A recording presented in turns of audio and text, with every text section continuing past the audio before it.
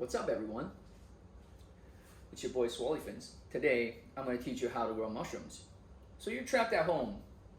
The coronavirus got you feeling bored. Well, I got some for you. Go to Walmart,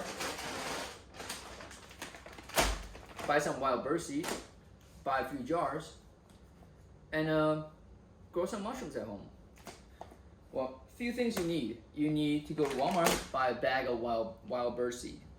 Okay, and you're gonna get a bag. You're gonna look on the inside of the bag. You want to make sure there's not a whole lot of sunflower seeds, because we're gonna toss that out. Second thing, well, first thing actually, put your mask on when you go there. You know, wear your gloves. If you have to go shopping or something, make sure you're safe. Next thing you need is a pot. Big pot, little pot, green pot, brown pot, a pot. You also need, this is gonna be the hardest thing to get, but you know, I got a buddy of mine that shipped these out, or you can buy these from Amazon.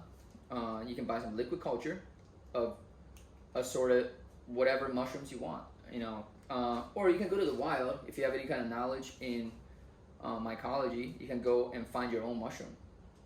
This is a wild oyster that I harvested here in South Florida, and I have transferred to agar. I will be teaching you how to do that later on. You need some jars. In this case, I'm going to be using mushroom bags, but you can do the same thing with jars. I'll have a video on jars and how to use jars to make or to grow mushrooms coming up soon. You need a measuring cup. I have a 1/4 cup, and most important thing, you need a beer because it's gonna take a while. First thing first, you want to take your wild bird seeds and put it in a pot. Make sure you don't fill it all the way up, not even halfway. Fill it up like a 1/4 of the pot. Okay, this is why it helps with a big pot. Once you put it in the pot, you want to fill up the pot with water, and you can fill it up to 3/4 of the way. And you get a strainer. I already did this because I was trying to make the video earlier and it didn't work, so now I'm stuck with it. But you take a strainer, you strain off all the stuff that's on top, and you can it's gonna be all sunflower seeds and floating twigs. You're gonna take that, either toss it. I threw mine away, but you can go and feed your local animals, birds and stuff, if it's allowed. I feel bad wasting it, but I know I can't do anything with it. I don't eat sunflower seeds. Or once you fill it up and you strain off all the sunflower seeds, what you want to do is wash it a few times.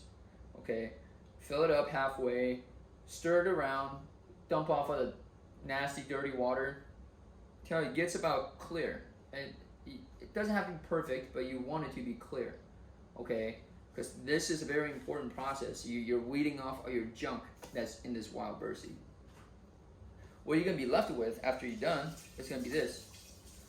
This is gonna be mostly millets, oats, and rye. You're gonna take your pot. You're gonna fill it up with a little bit more water. You want it to be, it's like cooking rice. Anybody ever teach you how to cook rice? You want to be up to the first knuckle. Okay, put it up to the first knuckle. Then you put it on your stove.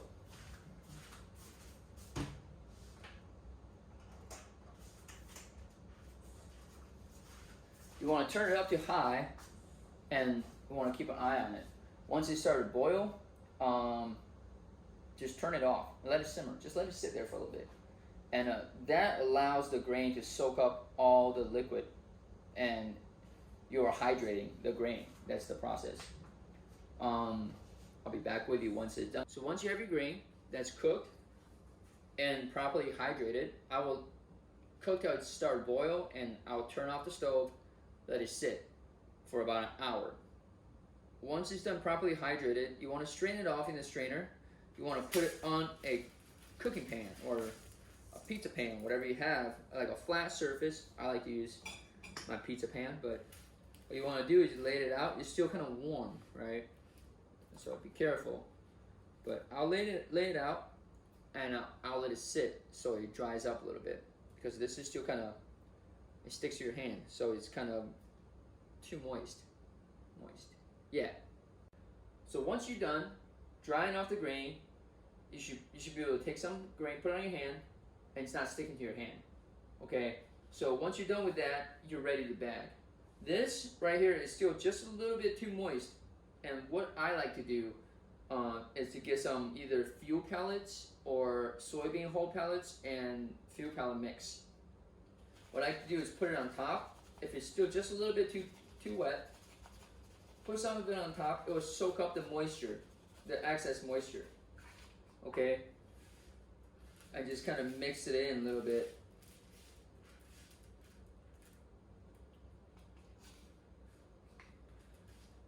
Once you do that, it's not going to be too wet. And also keep in mind, when you pressure cook this, some of the grain is going to soak up more moisture. But you don't want it to be too dry, or you don't want it to be too wet, because too wet, it promotes contamination, and too dry, you're not going to have anything that's going to grow in there. So mix that up real nice.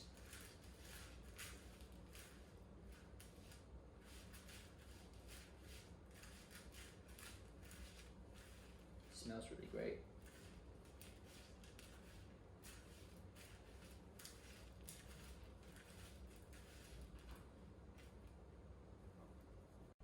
So once your wild bird seed is ready, either using jars or bags, what I would do, just scoop it up and put it in there.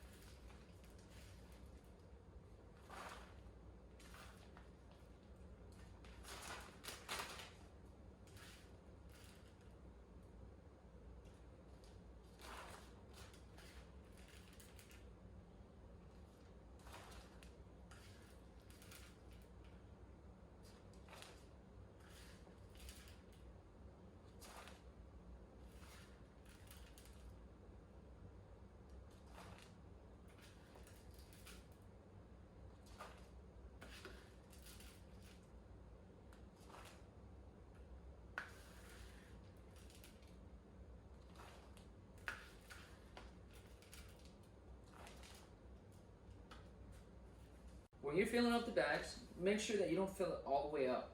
The most I will go to is at the bottom of the filter. If you're using jars, fill it up about 3/4 of the way. The reason being is you want to be able to shake that jar. When your mycelium has cultivated half of the jar, you want to shake it so it boosts the process. It makes it a lot faster. So once you're done bagging up your jars, you want to wipe off the top,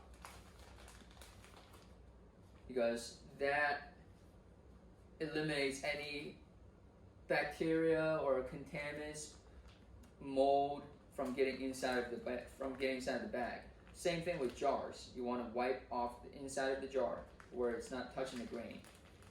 And next thing you do, if you're using bags, what I like to do is to fold it over again, and just roll it up. Make sure you roll the filter on the inside.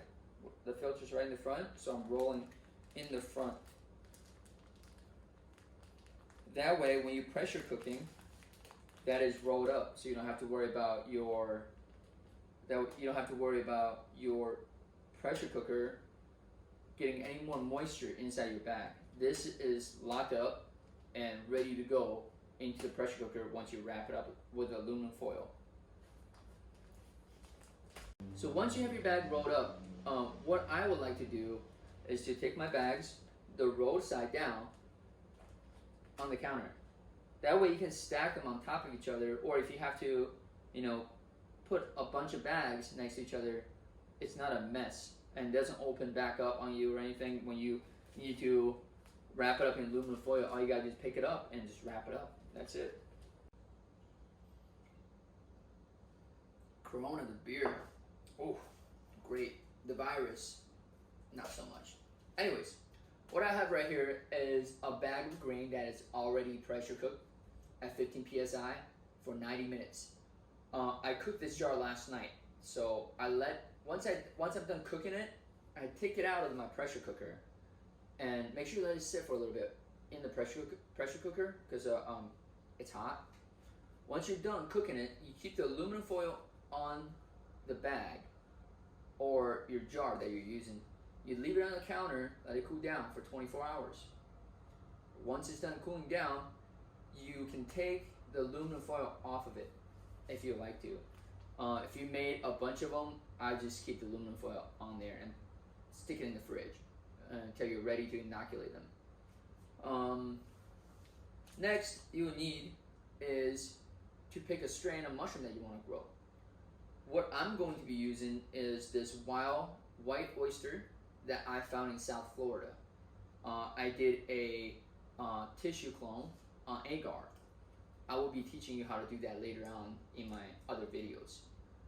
What you can also do is to pick up a sport syringe or a liquid culture syringe from online. You can use all kinds of websites. You can just Google search it, and they're everywhere. eBay, Amazon, Pinterest.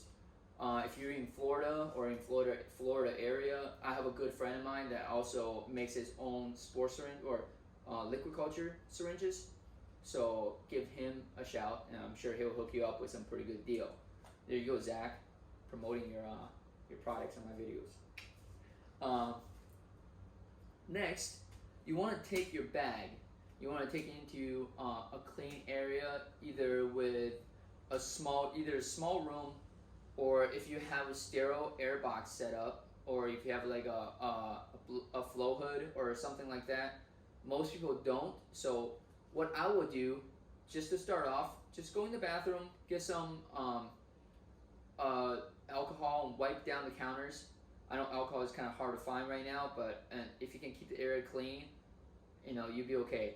Especially when it's already sterile in a bag, just make sure you don't open it up and let it sit in a room with the bag open and the contaminants can get inside. Just make sure when you transfer it, you do it quick. So there's that. So next thing you want to do is to have a sterile place set up. In my house, I have this sterile air box that I've set up. Get some of your alcohol in a spritzer bottle. You just kind of spritzer the place real nice like. And you take the last remaining bit of your paper towel and you wipe it down real good.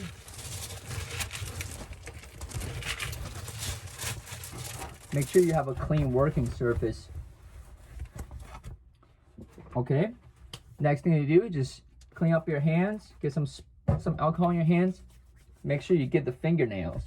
It's very important that it's sterile. Okay, due to the COVID-19, I ran out of gloves. So normally what you do is put on some gloves, rubber gloves, but I don't have any. And then you're gonna take I'm gonna use my torch lighter, so I'm gonna make sure that my torch lighter is properly steriled. I put in my sterile air box. This is a spore loop, but I also use this for oh, this is the last piece of my paper towel, dang it. But I also use this for my agar as well. And next thing you do, take your bags, or your bag in this matter, or your jar. Make sure it's nice and clean up. Put it in there. Okay. And your agar. Make sure you don't spray your agar, like not on the inside at least. Just kind of get a good wipe around it. And here's my agar. So now everything's ready. I'm gonna just get a little bit more alcohol. Get my arms real good, since I'm gonna be sticking my arms into this air hole or the arm holes on my air box. You take your lighter.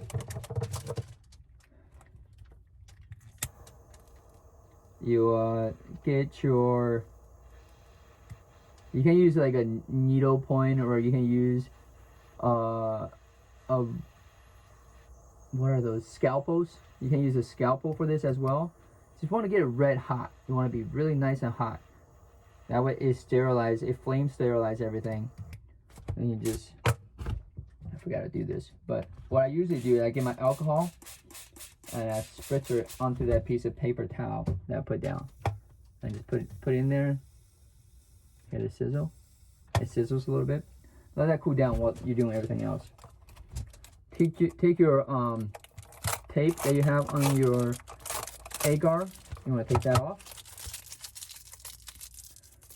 I try to keep my hands in here once I started. And you unroll your bag. See, this is why it's very nice to have a rolled up bag, because then you can just unroll it and you let it sit like this. You take your agar and your bag, right, and you roll it, unroll your bag, you open your bag up. What I do is I fold it and just kind of slowly pull it open so it doesn't suck in too much air. And this is, we want to do this quick. So you take your sport loop, take a piece of agar, you want to cut it up, take a piece of agar, if I can get it, toss in the bag. I try to get a couple in there, that way it's a better, faster colonization. Come on, buddy. You want to try to avoid your hands going over the agar if you could. But and that's done. Let's close the bag. Roll the bag back up. At this point, I'll be right back. I forgot my tape. All right, I'm back with the tape. So what I do, I just roll this bag up. Since it's in here, it's fine for now. I'll take my agar, I'll tape it back up. A lot of people use parafilm, but I find it's easier to find tape, and it's also a lot cheaper if you just use like tape you buy from the store and just wrap it up real good. I've never had anything really contaminated because of that. So, I mean, I would recommend using tape. You can use parafilm if you have some, or if you want to use parafilm. What I do, once I'm done, I take the bag that's rolled up, right? Here. I take the bag that's rolled up.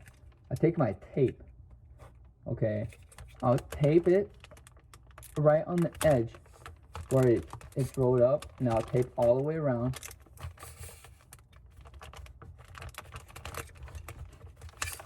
I'll keep taping up.